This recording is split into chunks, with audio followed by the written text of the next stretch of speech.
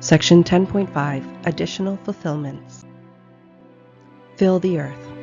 There has also been a more literal fulfillment of the blessing on the sixth day. Our population over the last 1,000 years has grown exponentially. There is no other time in our history that we know of which has had an equivalent population growth. We have definitely multiplied and filled the earth in the sixth millennial day. The mark of the beast is the number of a man. The Bible was finished almost 2,000 years ago. Hence, there is little in the Bible which was written about this sixth millennium, except end-time prophecy. If the seventh millennial day will be the 1,000-year reign of the Messiah, or the Sabbath, as I have suggested, and this reign occurs in Revelation chapter 20, then to find the sixth day events, we must look at what occurs in the preceding chapters.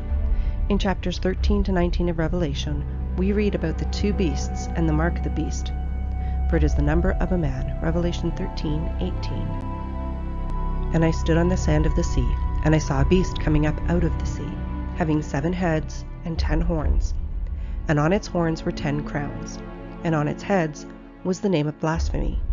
And the beast which I saw was like a leopard, and its feet like those of a bear, and its mouth like the mouth of a lion. And the dragon gave him its power, and its seat, and great authority. And I saw one of its heads as having been slain to death, and its deadly wound was healed. And all of the earth marveled after the beast, and they worshipped the dragon who gave authority to the beast.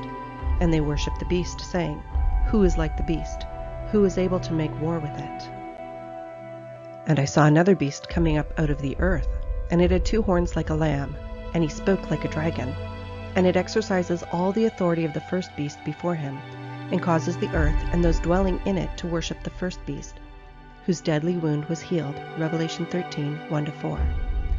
And it causes all, both small and great, rich and poor, free and bond, to receive a mark on their right hand or on their foreheads, even that not any might buy or sell except those having the mark, or the name of the beast, or the number of its name.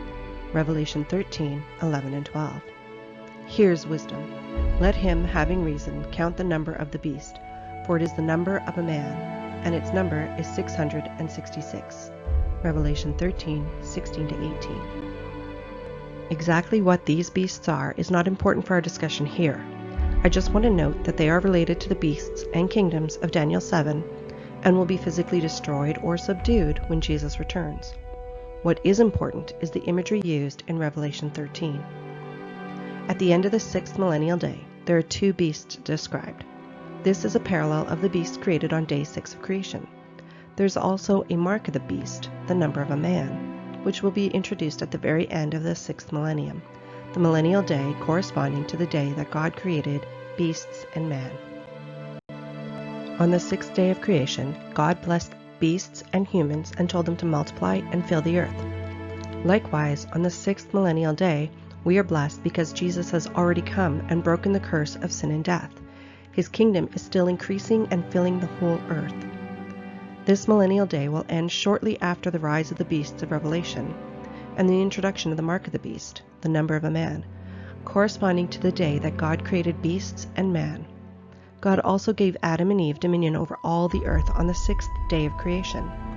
At the end of the 6th millennial day, Jesus will retake that domain at the Battle of Armageddon, when he establishes his physical reign on earth. Millennial Day of Atonement. The Day of Atonement was the day that the high priest made atonement for the people of Israel. This was also the day that God judged his people and decided whether the next year would bring blessings or curses. The traditional greeting for this day was, May you finally be sealed for good. This is the millennium in which God seals 144,000 men in Revelation 7, to leave behind a witness for those on the earth after the rapture. After the 7 trumpets are blown and Yahweh's witnesses have been taken away, God's judgment is poured out on the earth and on the harlot. Then his wrath is finished. Just before the 1,000-year reign begins, the kingdoms of the earth gather and are defeated at the Battle of Armageddon. Those who are sealed will be saved, and they will live with Jesus in the physical millennial kingdom. The dragon, or devil, will be physically locked away for 1,000 years while Jesus reigns. Table 10.4, 1,000-year days. The 6th column on our chart has now been filled in. On the 6th day of creation, Yahweh created beasts and man. he blessed them and told them to multiply and fill the earth. In the 6th millennial day, the day we are now living in, 2 beasts will arise just before Jesus returns, and there will be the mark of the beast, which is the number of a man. The 6th feast is the Day of Atonement, which is also called the Day of Judgment. And this feast will literally take place in the 6th millennium, right at the end, when all the beasts of Daniel, the beasts in Revelation, will all be subdued when Jesus returns on the Day of Atonement to fight the battle at Armageddon.